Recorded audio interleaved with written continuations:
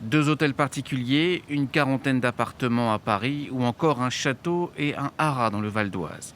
La liste des biens français de Rifat al-Assad est longue et suscite les soupçons de la justice française.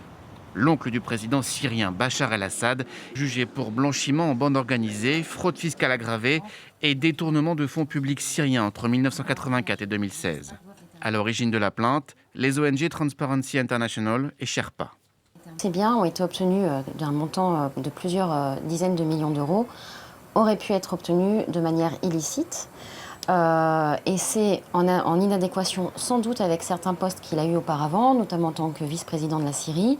Ancien pilier du régime syrien, Rifat al-Assad a dû s'exiler en 1984 après le coup d'État manqué contre son frère Hafez.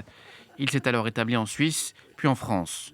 Acquis pour la plupart dans les années 80, ces biens sont détenus via des sociétés nichées dans les paradis fiscaux, aujourd'hui au Luxembourg. Des écrans de fumée destinés à cacher l'origine de l'argent selon les juges.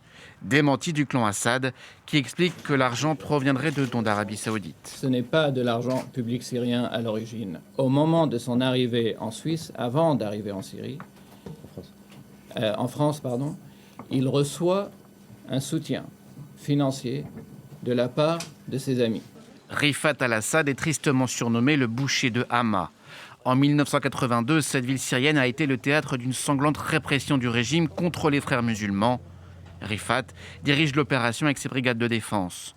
Bilan estimé, plusieurs dizaines de milliers de victimes, en majorité des civils, morts sous les bombes. Malgré cela, la France de Mitterrand l'accueille à bras ouverts et lui décerne la Légion d'honneur en 1986 pour service rendu.